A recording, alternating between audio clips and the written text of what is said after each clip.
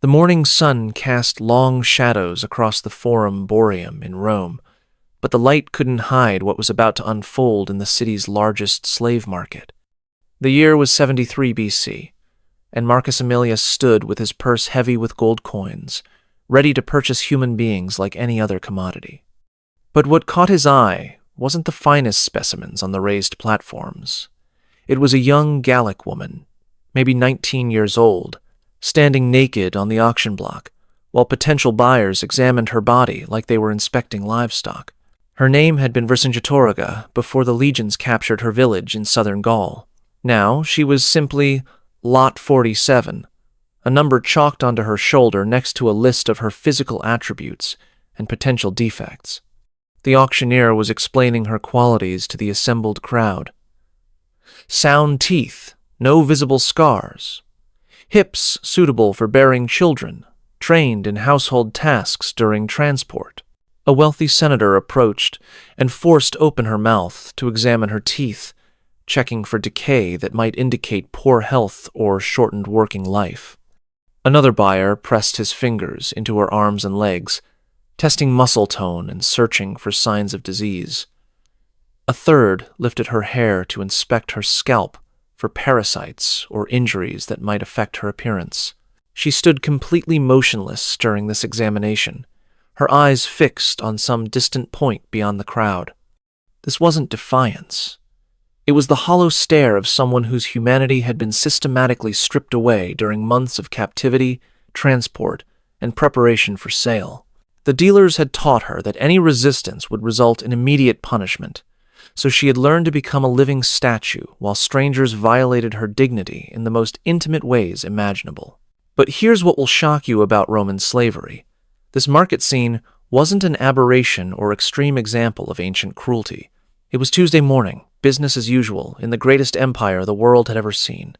Rome didn't just tolerate slavery, it was built on it, functioned through it, and celebrated it as the foundation of civilized society. You've heard that slavery was brutal in the ancient world, but what you're about to discover is worse than you think. We're not talking about simple forced labor or harsh working conditions. We're talking about a system so thoroughly dehumanizing, so creatively cruel, and so completely normalized that it makes modern understanding of human rights seem like a recent invention. From the auction blocks where human beings were sold like cattle, to the mines where slaves died by the thousands in darkness, to the private chambers where masters exercised absolute power over bodies and souls. Roman slavery was a machine designed not just to extract labor, but to destroy human dignity itself.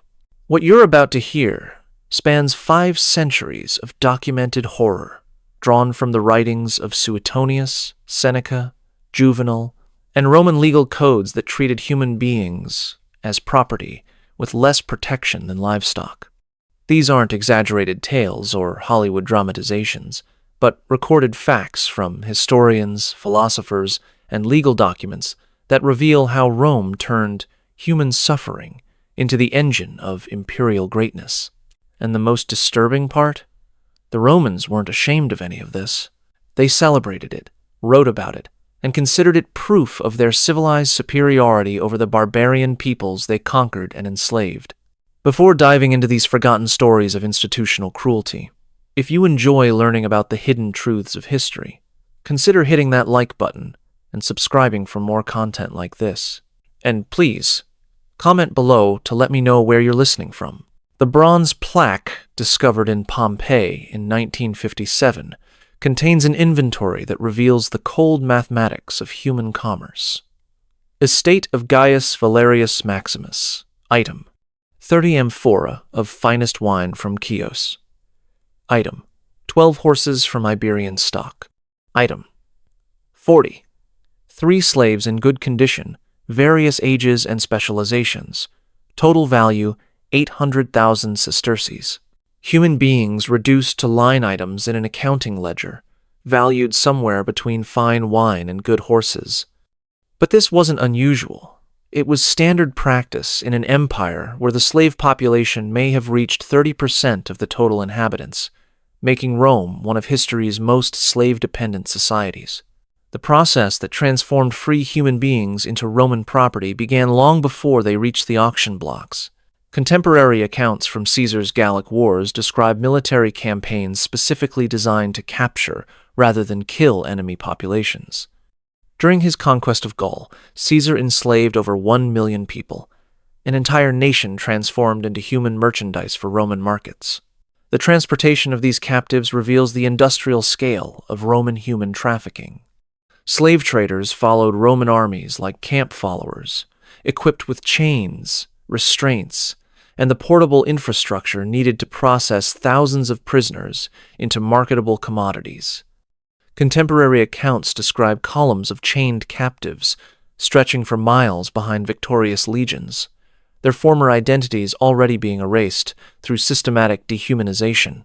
But military conquest was just one source of Rome's human inventory. Piracy operated as a semi-legitimate business throughout the Mediterranean, with entire fleets dedicated to capturing coastal populations for the slave markets. The island of Delos became the ancient world's largest slave trading center, processing up to 10,000 human beings daily at its peak. Contemporary writer Strabo describes Delos as a machine for turning free men into property, with specialized facilities that could receive, process, and redistribute human cargo from across the known world. Archaeological excavations have revealed the infrastructure of this trade, holding pens, bathing facilities for preparing slaves for display, and administrative buildings, where human beings were cataloged like any other imported goods. The intake procedures at major slave markets reveal the systematic nature of identity destruction. New arrivals were stripped of all personal possessions, including names, which were replaced with simple descriptive labels: Cyrus for someone from Syria, Gallus for a Gaul, Thrax for a Thracian. Individual identity was the first casualty of the slavery process. The physical examination process was conducted with veterinary thoroughness that treated human beings as livestock to be evaluated for quality and defects. Potential buyers would force open slaves' mouths to examine teeth, press their bodies to check for muscle tone and hidden injuries, and conduct intimate examinations to verify claims about age, health, or previous childbearing. The psychological impact of this process was deliberately devastating. Roman slave dealers understood that breaking a person's spirit was as important as evaluating their physical capabilities.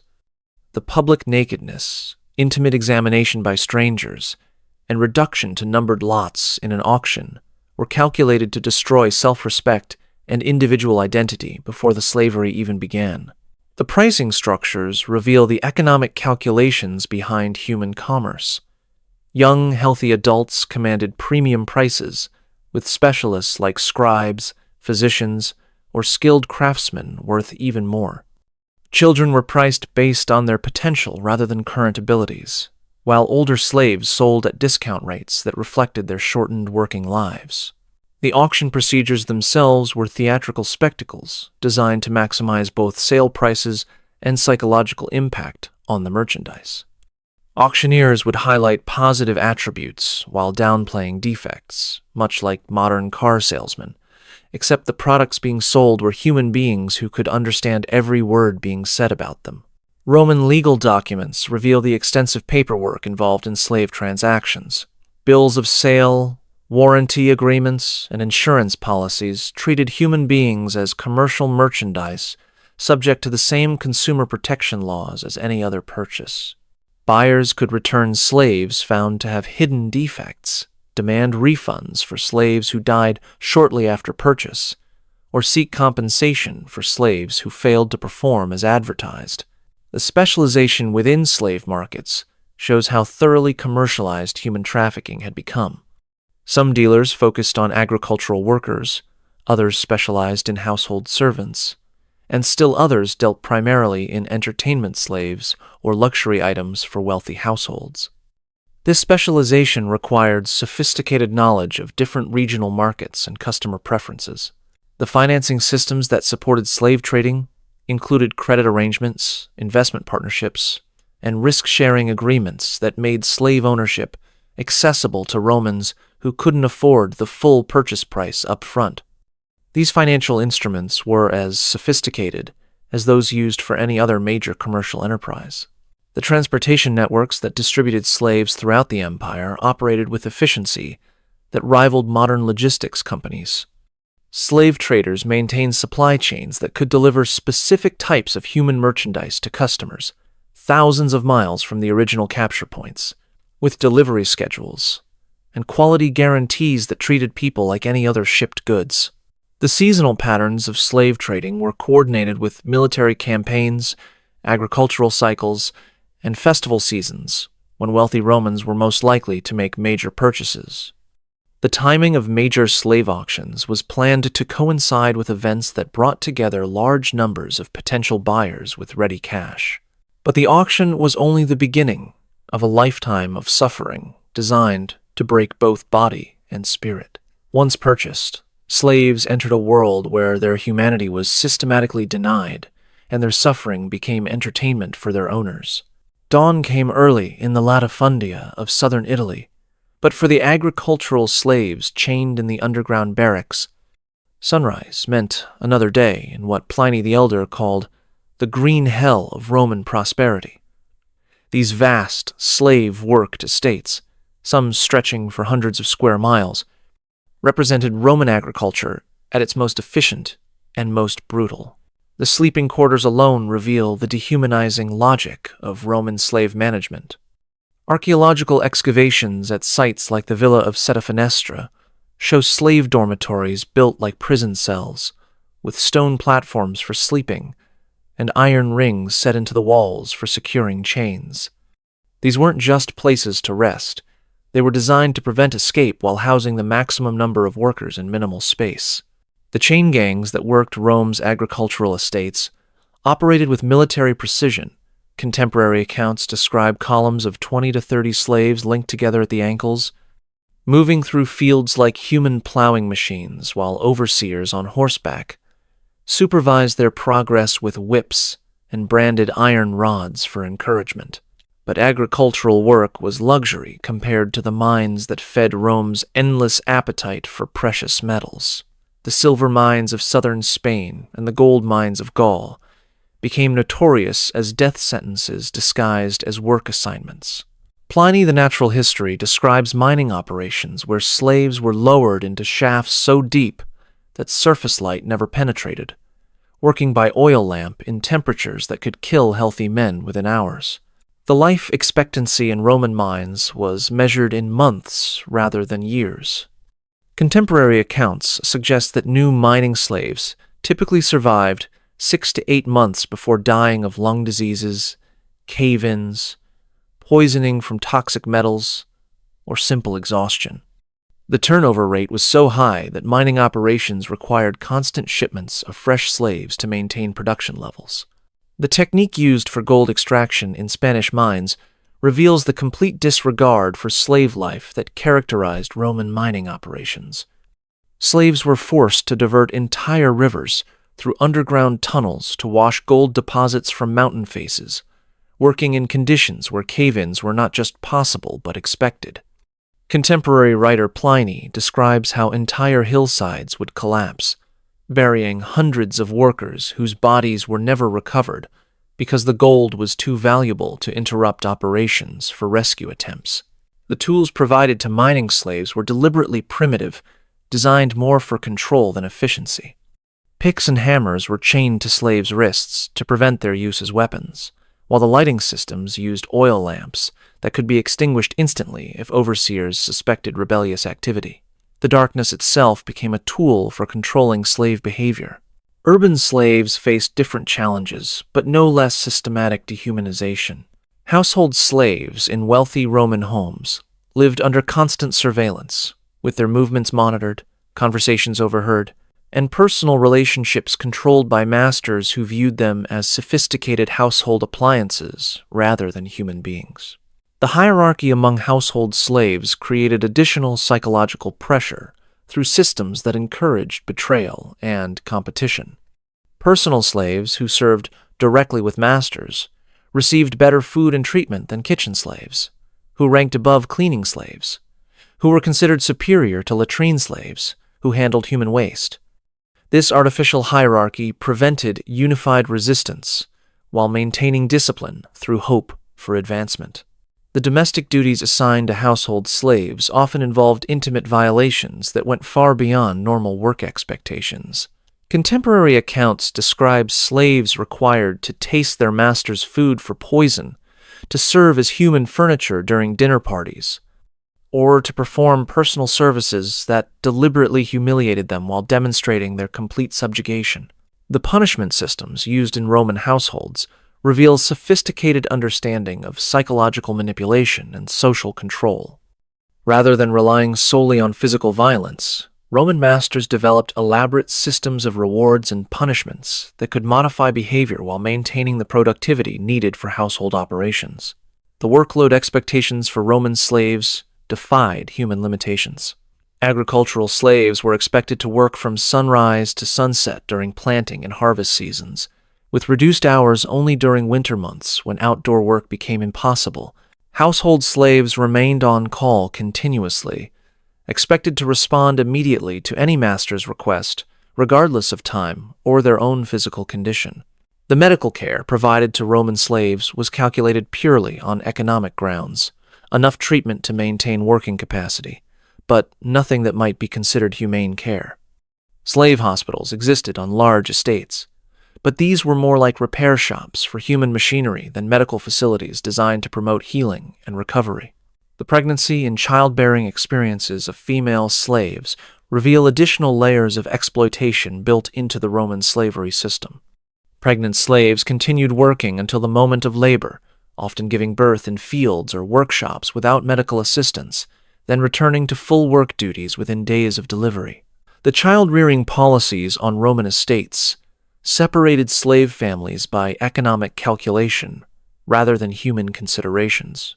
Children were removed from their mothers at ages young enough to prevent strong emotional bonds, but old enough to begin productive work. This prevented the development of family structures that might compete with loyalty to masters. The seasonal variations in slave treatment reflected Roman agricultural and economic cycles, rather than any consideration for human welfare.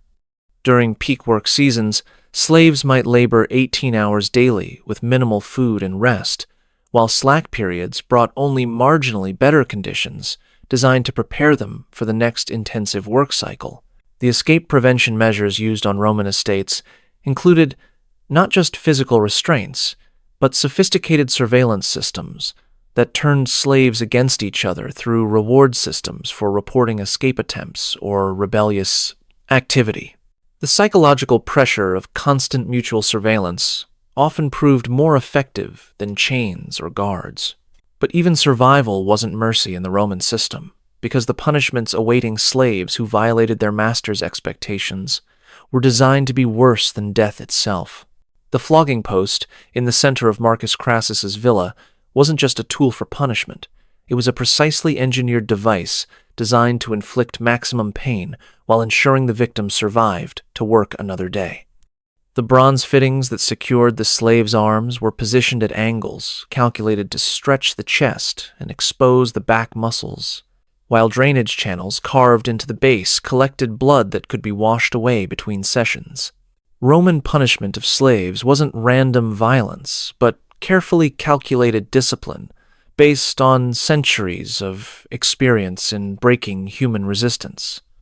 The techniques were so sophisticated that they were documented in management manuals for slave owners, complete with detailed instructions for achieving specific psychological and physical effects.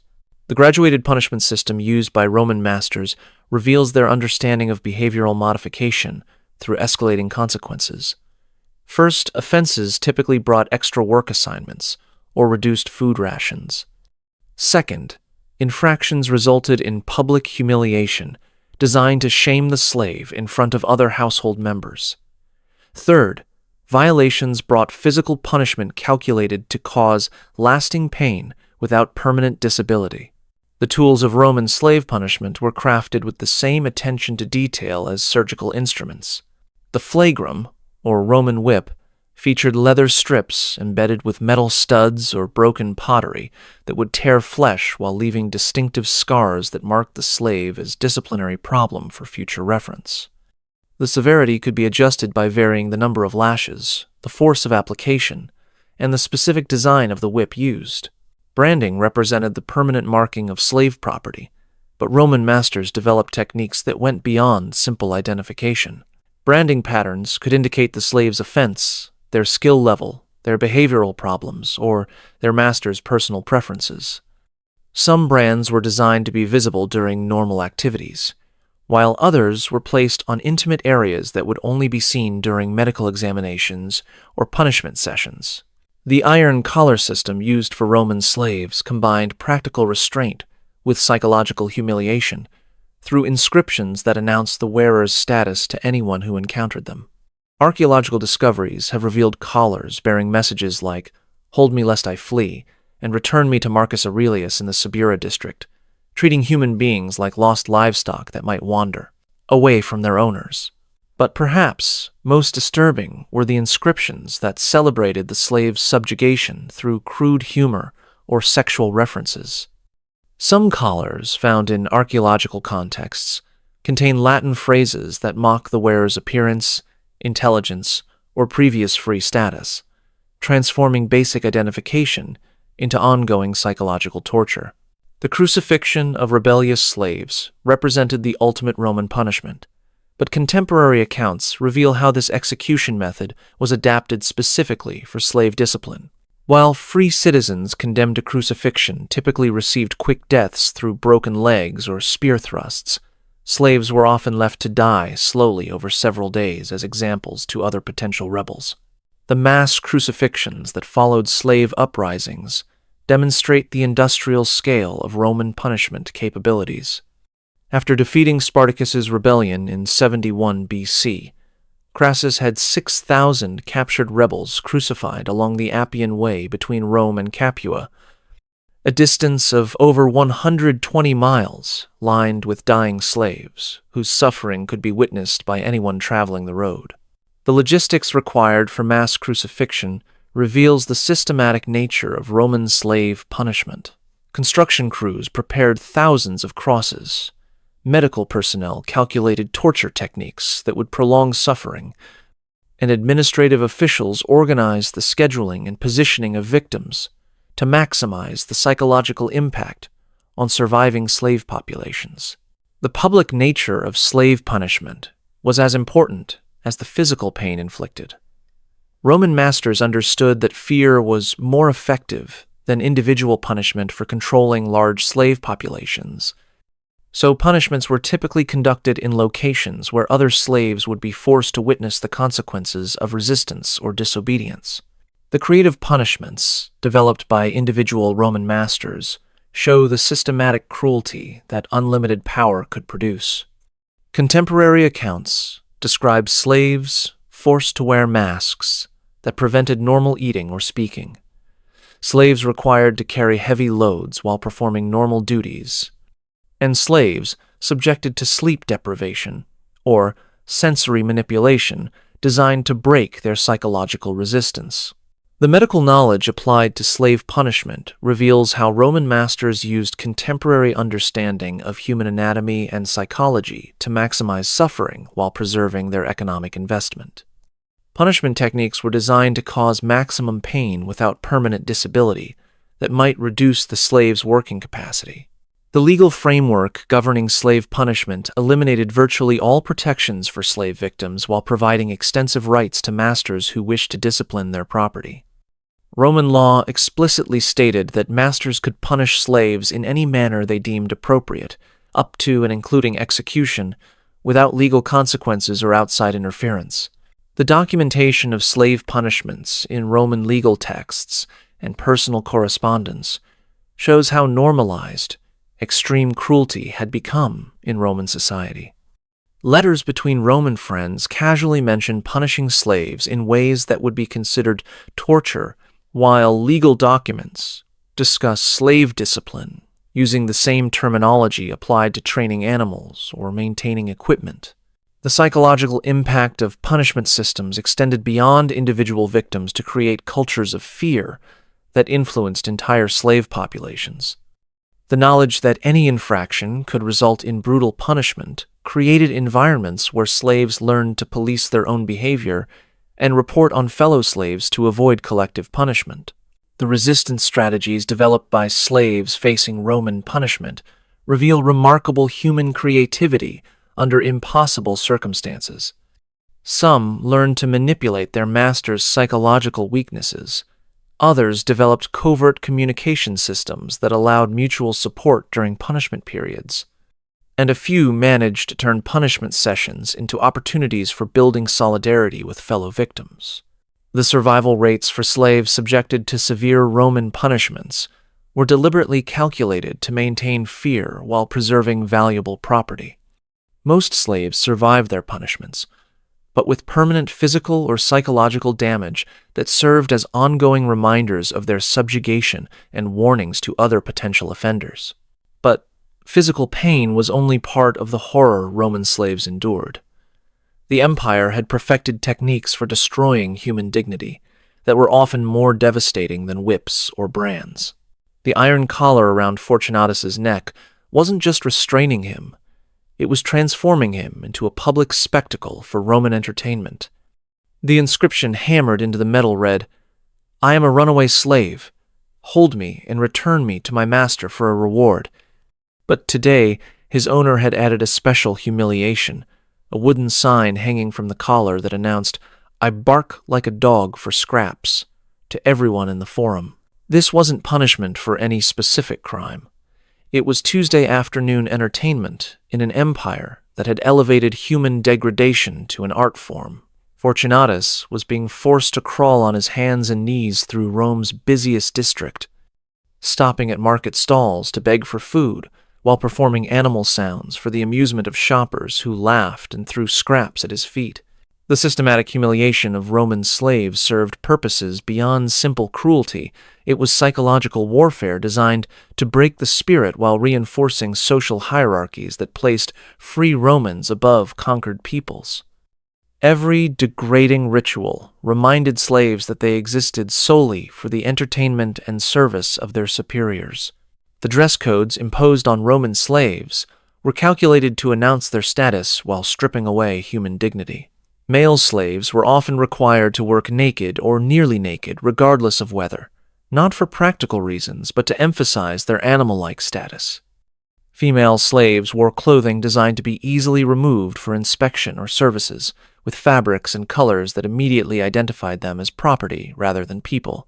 The naming conventions for Roman slaves reveal the deliberate erasure of individual identity that characterized the institution. Slaves typically received names that described their function, Kokus for cook, their origin, Cyrus for Syrian, or their master's whims, Felix for lucky, Hilarious for amusing. These weren't personal names, but labels that reduced human beings to their economic utility. The hairstyle regulations for slaves served similar purposes, with specific cuts that marked slave status and prevented any attempts to pass as free citizens. Male slaves were typically required to maintain closely cropped hair that couldn't be styled in fashions popular among free Romans, while female slaves faced restrictions that prevented them from adopting hairstyles associated with respectable women. The religious humiliations imposed on slaves from conquered territories reveal the cultural dimensions of Roman domination. Slaves were often forced to participate in Roman religious ceremonies that mocked or contradicted their original beliefs, transforming sacred practices into sources of psychological torment that reinforced their complete subjugation to Roman authority. The entertainment roles assigned to household slaves demonstrate how human suffering became recreational activity for Roman masters. Slaves were forced to perform degrading skits during dinner parties, engage in physical competitions that often resulted in injury, or participate in elaborate practical jokes that humiliated them for the amusement of guests. Contemporary accounts from Roman writers like Petronius describe dinner parties where slaves were required to perform increasingly degrading acts as the evening progressed and guests became more intoxicated. These weren't spontaneous cruelties, but planned entertainment that used human degradation as sophisticated social bonding among the Roman elite. The bathroom services required of personal slaves reveal the intimate nature of Roman dehumanization. Slaves were expected to assist with the most private bodily functions, not because masters were physically incapable, but because forcing slaves to perform such services demonstrated their complete subjugation and erasure of normal human boundaries. The competitive degradation that occurred between rival Roman households used slave humiliation as a form of social warfare among the elite. Masters would compete to devise more creative ways of degrading their slaves at social events, turning human suffering into a contest of imagination and cruelty that entertained their peers. The public humiliation parades forced upon disobedient slaves transformed city streets into theaters of degradation, where entire communities could participate in reinforcing the slave system. Slaves might be forced to walk through markets wearing signs describing their offenses, perform embarrassing actions on command, or serve as objects of ridicule for crowd entertainment. The work assignments designed purely for humiliation included tasks that served no practical purpose beyond breaking the slave's psychological resistance. Slaves might be forced to move piles of stones from one location to another and back again, dig holes that would be immediately filled in, or perform repetitive actions that emphasized their powerlessness and wasted existence. The language restrictions imposed on educated slaves from Greek or other cultured backgrounds forced them to speak only Latin, often in deliberately crude or incorrect forms that mocked their previous education and social status. This linguistic humiliation stripped away intellectual dignity while preventing slaves from maintaining cultural connections to their origins. The family separation policies used by Roman masters deliberately prevented slaves from maintaining human relationships that might provide emotional support or alternative sources of identity. Slave marriages had no legal recognition and could be dissolved at any time, while children could be sold away from parents without regard for emotional consequences. The gift-giving rituals that used slaves as presents between Roman friends and families treated human beings as luxury items to be exchanged for social advantage. Contemporary accounts describe elaborate ceremonies where slaves were presented like fine wines or exotic animals, complete with detailed explanations of their special qualities or entertaining capabilities. The birthday celebrations and festivals, where slaves were forced to participate in their own humiliation, created occasions where degradation became community entertainment. Slaves might be required to compete in races while carrying heavy loads, perform embarrassing songs about their own failures, or participate in mock trials where their punishments became recreational activities for observers. The seasonal rituals that varied slave treatment based on Roman religious calendar used human suffering as offerings to various gods, while providing regular opportunities for masters to demonstrate their power through systematic cruelty that coincided with traditional celebrations. The documentation of these humiliation practices in Roman literature and personal correspondence shows how completely normalized psychological torture had become in Roman society. Writers casually mention degrading their slaves in ways that would be considered severe abuse, while treating such practices as natural expressions of the proper order between masters and property. And for female slaves and young males considered attractive, Roman masters had developed special categories of humiliation that combined degradation with intimate exploitation in ways that destroyed both body and soul. The villa of Gaius Petronius contained a wing that visiting friends called the pleasure gardens, but the young slaves who worked there knew it by another name, the place where human dignity went to die. Contemporary accounts from Petronius's own writings describe systematic, intimate exploitation that treated human beings as recreational equipment for wealthy Romans who had unlimited power over their property. Roman law was brutally explicit about masters' rights over slave bodies. The Digest of Justinian states that a slave can have no legal capacity whatsoever. They exist solely for their master's use and pleasure. This wasn't just legal theory. It was daily practice in an empire where intimate violence against slaves was considered a natural expression of ownership rights rather than criminal behavior. The breeding programs conducted on Roman estates reveal the industrial approach to human reproduction that characterized large-scale slavery operations. Contemporary agricultural manuals like Columella's De Re Rustica contain detailed instructions for increasing slave stock through controlled mating that treated human reproduction like livestock management. Female slaves, designated for breeding, were evaluated based on physical characteristics that might produce valuable offspring, with detailed records maintained of their reproductive histories, health status, and the quality of children they had previously produced. These women lived under constant medical supervision, designed to maximize their reproductive output while ensuring the economic value of their offspring. The sexual services required of household slaves went far beyond the casual exploitation that modern people might imagine. Roman masters developed elaborate systems of intimate slavery that could involve dozens of slaves in sophisticated arrangements designed to satisfy every conceivable desire, while demonstrating the complete power that ownership provided over human bodies. Contemporary accounts describe Roman dinner parties where intimate entertainment was provided by slaves who were forced to perform for the amusement of guests in ways that combined intimate violation with theatrical spectacle. These weren't private crimes, but social events where the degradation of human beings became recreational bonding among the Roman elite. The age at which slave children became available for intimate exploitation reflects the complete absence of protection for vulnerable individuals within the Roman system. Legal documents and literary sources suggest that slave children, as young as 12 or 13, were routinely subjected to intimate violence that would be considered severe criminal behavior in any modern context. The market specialization that developed around intimate slavery created entire commercial networks dedicated to supplying Roman demand for human bodies. Certain slave dealers specialized in providing young, attractive slaves for wealthy households, with established supply chains that could deliver specific types of victims to customers throughout the empire. The training procedures used to prepare slaves for intimate service reveal the calculated nature of this exploitation. New slaves underwent conditioning processes designed to break psychological resistance while teaching compliance with any demands that might be made of their bodies, regardless of personal preferences or physical limitations. The medical care provided to slaves used for intimate purposes was calculated purely on economic grounds. Enough treatment to maintain their usefulness while preventing diseases that might spread to their owners.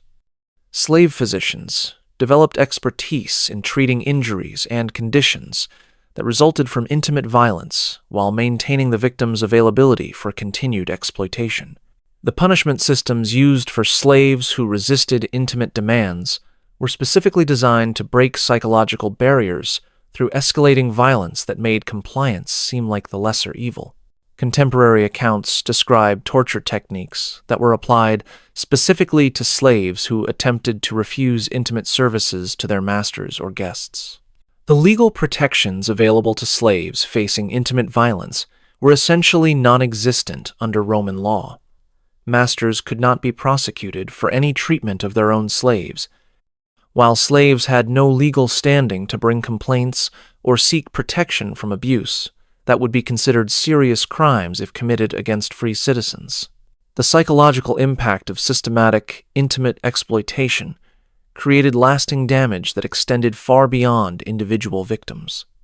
Slaves who survived years of intimate violence often developed what modern psychology would recognize as severe trauma responses that affected their ability to form normal human relationships or maintain mental stability. The family dynamics in households where intimate slavery was practiced reveal the complete breakdown of normal human relationships that characterized Roman master-slave interactions. Slave women were forced to bear children by their masters while continuing to serve the legitimate wives and families, creating complex household hierarchies based on intimate violence and exploitation.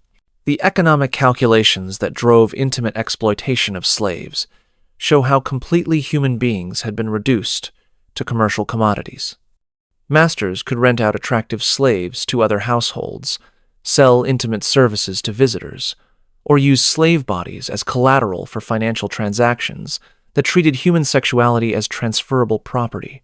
The international trade in attractive slaves operated sophisticated networks that could identify and transport victims across vast distances to meet Roman demand for specific types of human merchandise.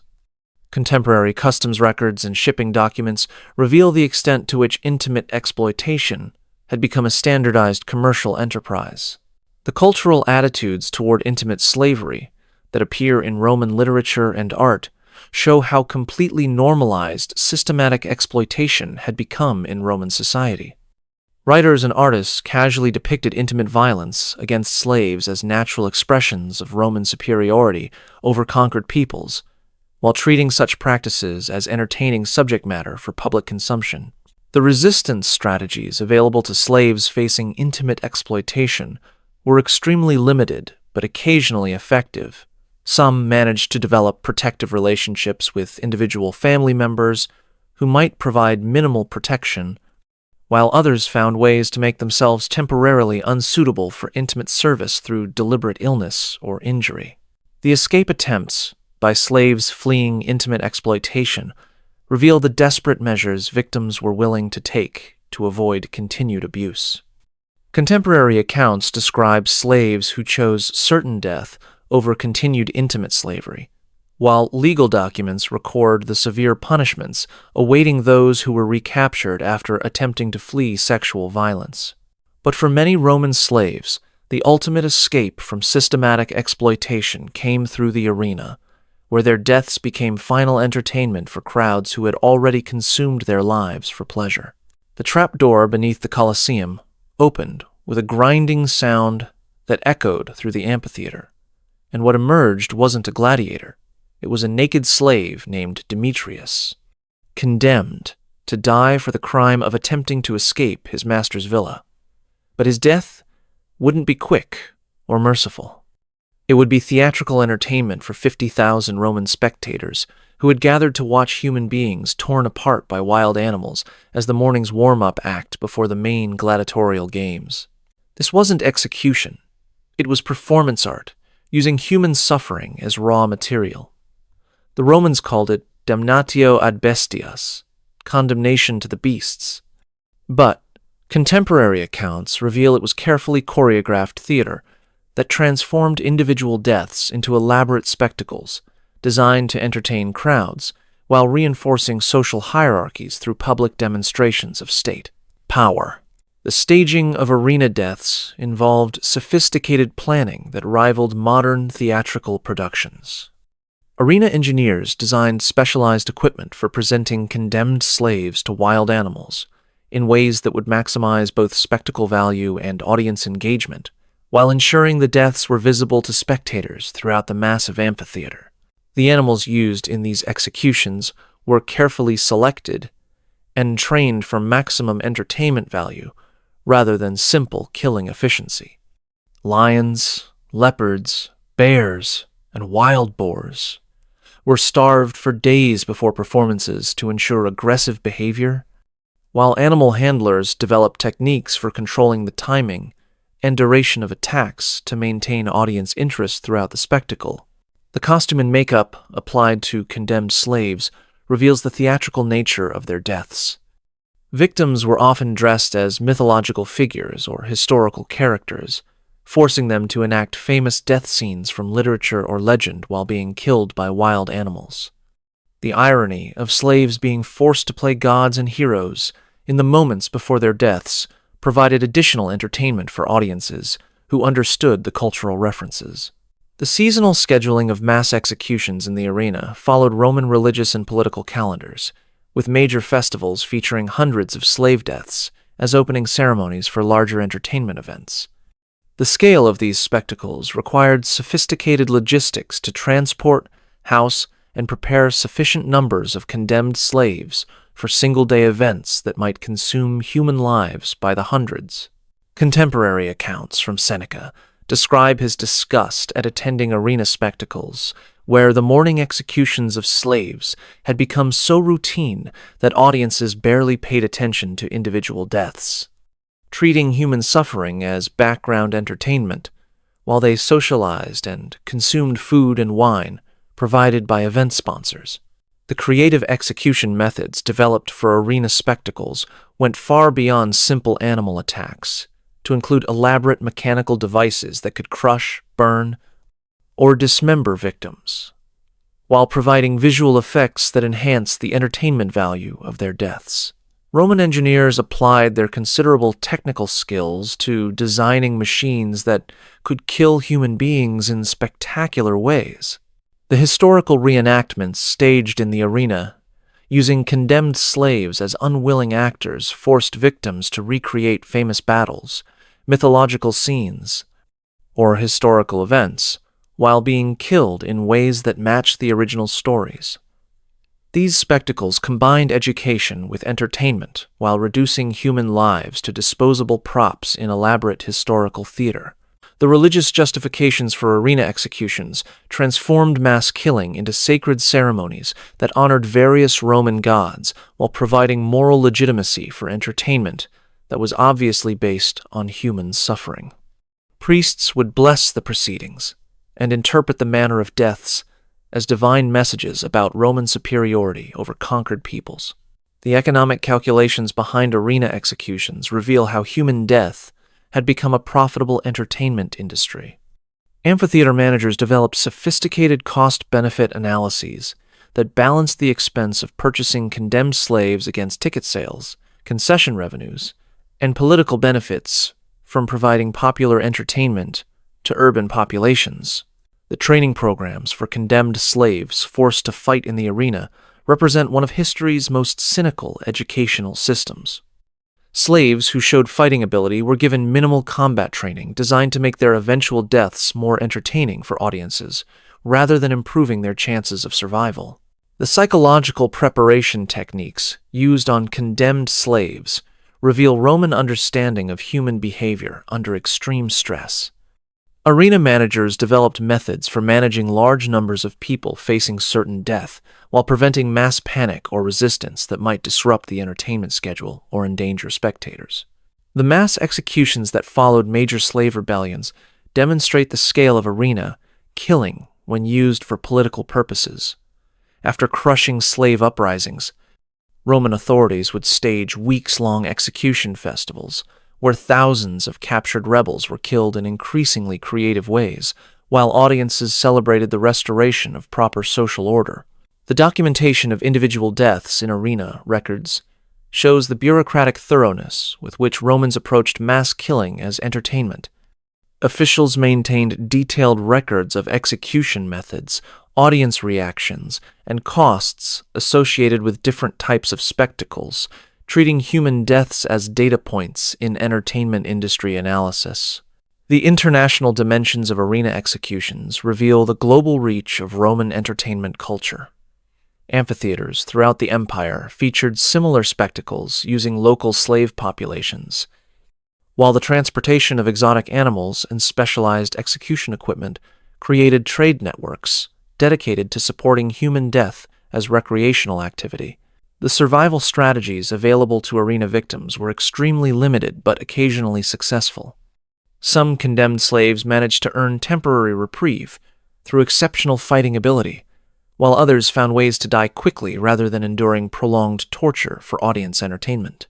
The audience participation in arena executions included elaborate rituals where spectators could influence the manner of deaths through collective voting or individual gestures, transforming mass killing into interactive entertainment that made entire communities complicit in systematic human destruction.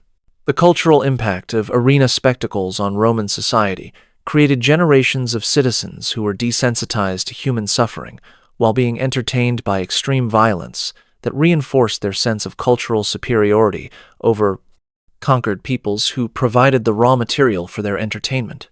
The artistic representations of arena deaths in Roman mosaics, sculptures, and literature show how completely normalized mass killing had become as subject matter for creative expression. with human suffering transformed into aesthetic experiences that celebrated Roman power while providing decorative themes for wealthy households. And even in death, Roman slaves found no peace, as their masters had developed disposal methods that denied them the basic human dignity of proper burial while extracting final value from their bodies. The putrid smell that rose from the lime pits outside Rome's walls wasn't from animal waste. It was from the bodies of dead slaves that were dumped there like refuse when their working lives ended.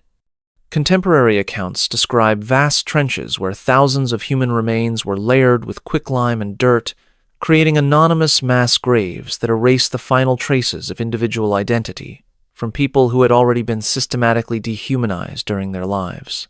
Roman law was explicit about the status of slave corpses.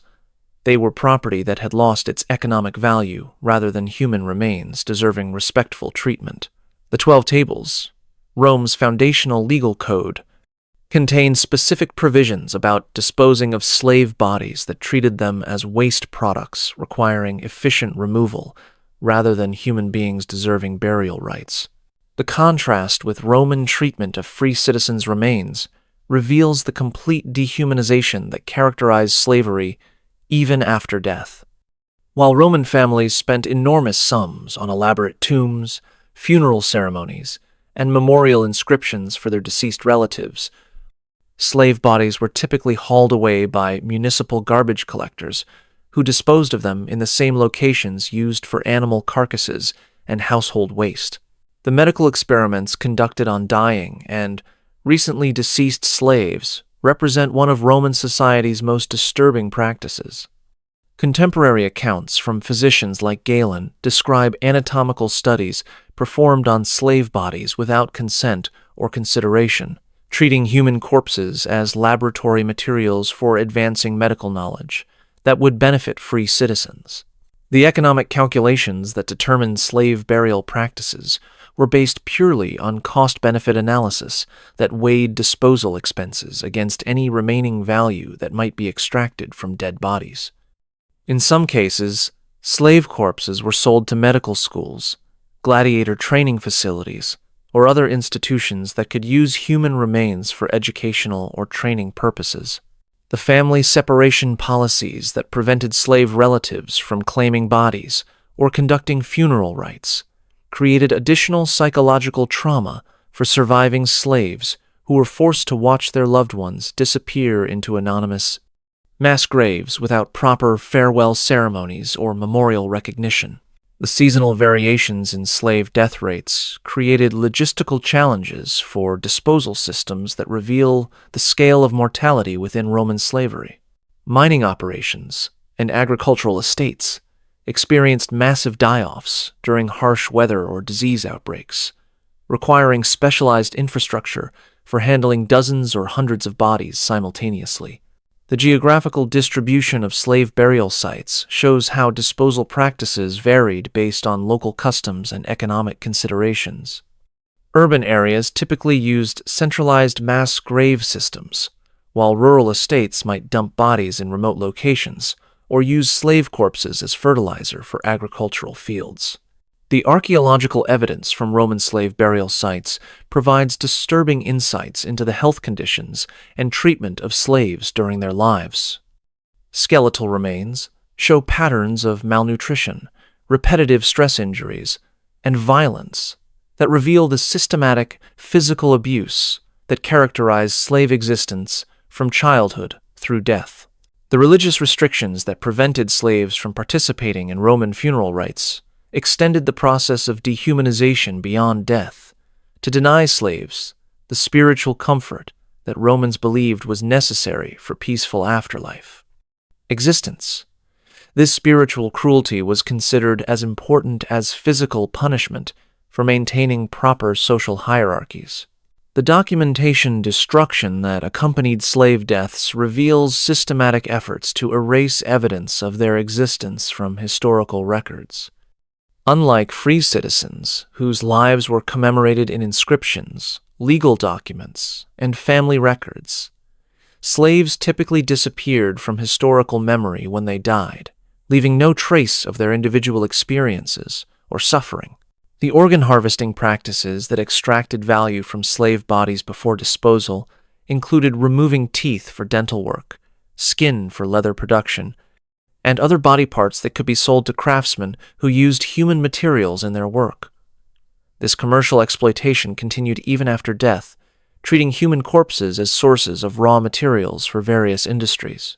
The cremation policies that occasionally applied to slave bodies were based on preventing disease spread rather than providing respectful treatment of human remains. Mass cremations of slave corpses during plague outbreaks were conducted with the same procedures used for disposing of infected animal carcasses. The memorial prohibition that prevented any permanent markers or remembrance of individual slaves ensured that their suffering would be forgotten along with their names, accomplishments, and human experiences.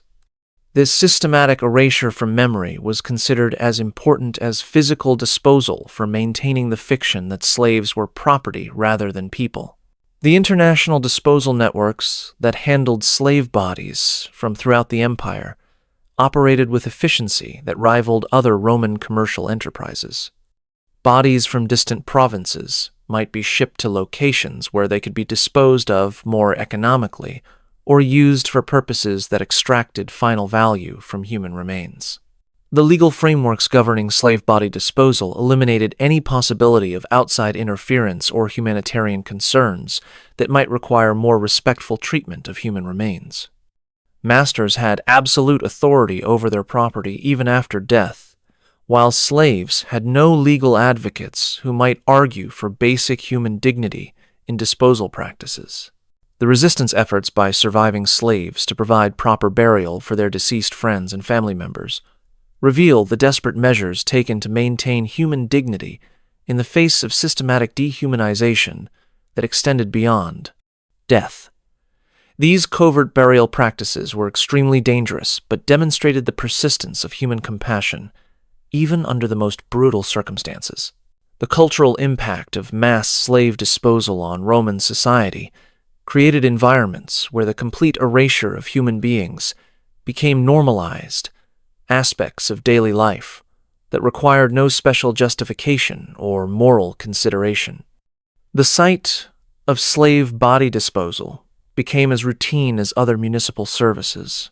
The documentation that survives about slave disposal practices appears mainly in administrative records that treat human remains as logistical challenges rather than moral issues, revealing how completely the humanity of slaves had been eliminated from Roman consciousness, even in death. Walk back now through the Forum Boreum, where we began this journey, but see it with new eyes. The marble columns and gleaming temples were built by slave labor, extracted through systematic brutality. The wealthy Romans conducting business in the Forum owned human beings, whose lives were consumed to generate the wealth that made Roman civilization possible. The very stones beneath their feet were laid by workers who would never be free, never be recognized as human beings, never be remembered except as property in accounting ledgers. The scale of Roman slavery defies modern comprehension. Conservative estimates suggest that the empire's slave population may have reached 15 million people at its peak, roughly one-third of the total population living in bondage that was more systematic and brutal than anything the world had previously seen. These weren't just individual tragedies, but an entire civilization built on the principle that human beings could be reduced to property without moral consequence. The economic calculations are staggering when you consider the wealth generated through unpaid labor, extracted under conditions of systematic torture and dehumanization. The silver that funded Roman expansion came from Spanish mines, where slaves died by the thousands. The grain that fed Roman cities was grown on vast estates, worked by chained agricultural slaves.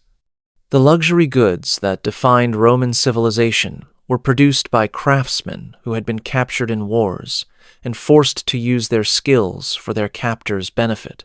But the true horror of Roman slavery wasn't just individual suffering. It was the complete normalization of systematic cruelty throughout an entire civilization that considered itself the height of human achievement. Roman philosophers who wrote about ethics owned slaves. Roman poets, who celebrated human dignity, bought and sold human beings. Roman politicians, who debated justice, enforced laws that treated people as property. The legal framework that supported Roman slavery created precedents that influenced European law for over a millennium after the empire's fall.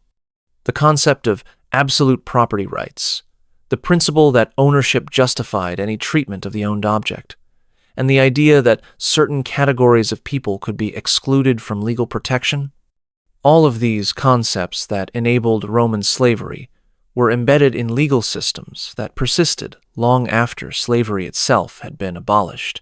The cultural attitudes that made Roman slavery possible created psychological frameworks that reappeared throughout European history whenever powerful groups needed to justify the systematic exploitation of vulnerable populations.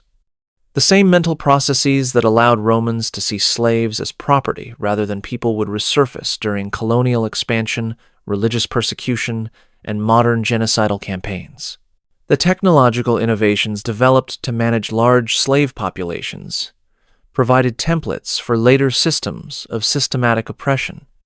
The identification systems, surveillance techniques, and punishment protocols pioneered by Roman slave owners influenced the design of concentration camps, political prisons, and other institutional frameworks for controlling and eliminating unwanted populations.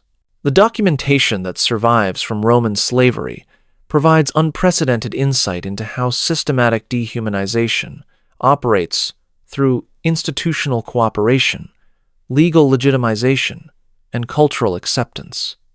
The casual references to extreme cruelty in Roman literature, the detailed regulations for slave management in legal codes, and the administrative records that tracked human beings like livestock all reveal how quickly societies can normalize atrocities when powerful institutions collaborate in systematic oppression.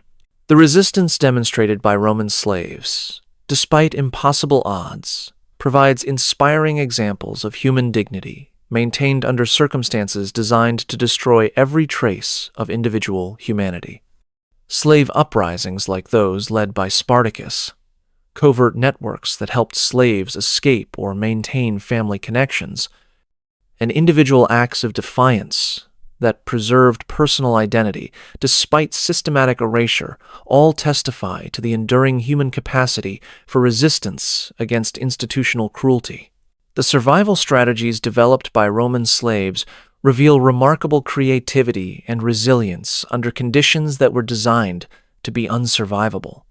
Some slaves learned to manipulate their master's psychology to gain small advantages or protections. Others developed covert communication systems that maintained community bonds despite systematic isolation. Still, others found ways to preserve cultural knowledge and personal identity that could be passed on to children or fellow slaves. The long-term demographic impact of Roman slavery reshaped entire regions and populations for generations after the empire's fall. The systematic removal of people from conquered territories, the destruction of traditional family structures, and the cultural erasure achieved through systematic dehumanization created lasting changes in European population patterns and social development. The archaeological evidence that continues to emerge from Roman sites provides increasingly detailed documentation of slave living conditions, treatment, and resistance that contradicts romanticized portrayals of ancient slavery in popular culture. Mass graves, slave quarters, punishment devices, and other physical remains reveal the systematic nature of Roman brutality while honoring the memory of its victims. Contemporary medical analysis of Roman slave remains shows patterns of malnutrition, disease, and violence that provide scientific documentation of the life experiences described in literary and legal sources. These studies confirm that Roman slavery was characterized by systematic abuse that caused both immediate suffering and long-term health consequences that shortened lives and reduced quality of life for survivors. The comparative analysis of Roman slavery with other historical systems of forced labor reveals both the unique features of Roman exploitation and the common elements that appear whenever societies organize systematic oppression of vulnerable populations. Understanding these patterns remains essential for recognizing and preventing similar systems of institutional cruelty.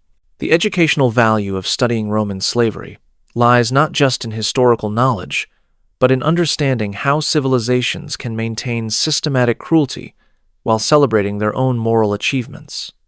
The same society that produced magnificent art, sophisticated literature, and complex legal systems also normalized torture, mass killing, and complete dehumanization of millions of human beings.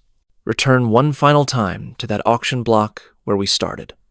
Vercingetorix no longer has a name. She is now simply the property of Marcus Aemilius, who will use her body, exploit her labor, and dispose of her life according to his economic calculations and personal whims. She will never again make decisions about her own existence, never form relationships without her master's permission, never experience dignity or respect or the basic recognition of her humanity. But her story wasn't unique. It was routine in an empire that built greatness on systematic human suffering while celebrating itself as the pinnacle of civilized achievement. The marble temples and golden statues that symbolized Roman glory were paid for with coins earned through the systematic destruction of human lives.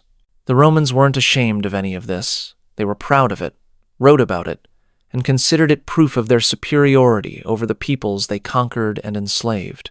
They created an entire civilization based on the principle that some human beings existed solely to serve others, without rights, without dignity, without hope of freedom, or recognition of their basic humanity. The life of a Roman slave wasn't merely brutal. It was a systematic assault on human dignity that continued from capture through death and beyond into the erasure of memory itself. It represents one of history's most comprehensive experiments in dehumanization, conducted by a society that considered itself the height of human achievement. Their suffering demands remembrance not just as historical tragedy, but as warning about the human capacity for systematic cruelty when unchecked by moral constraints or accountability to basic human values.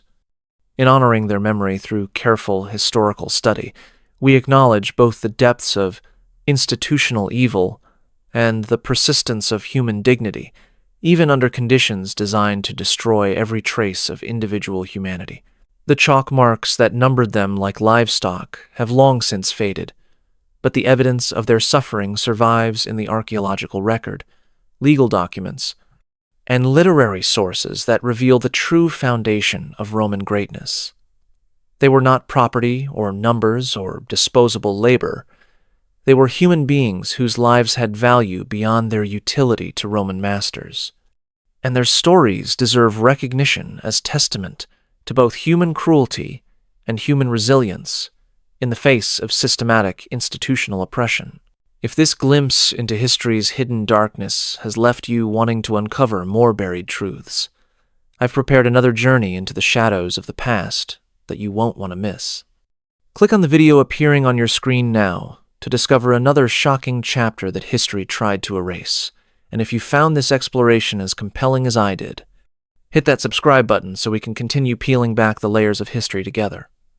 These forgotten voices deserve to be heard, and there are so many more stories waiting to be told.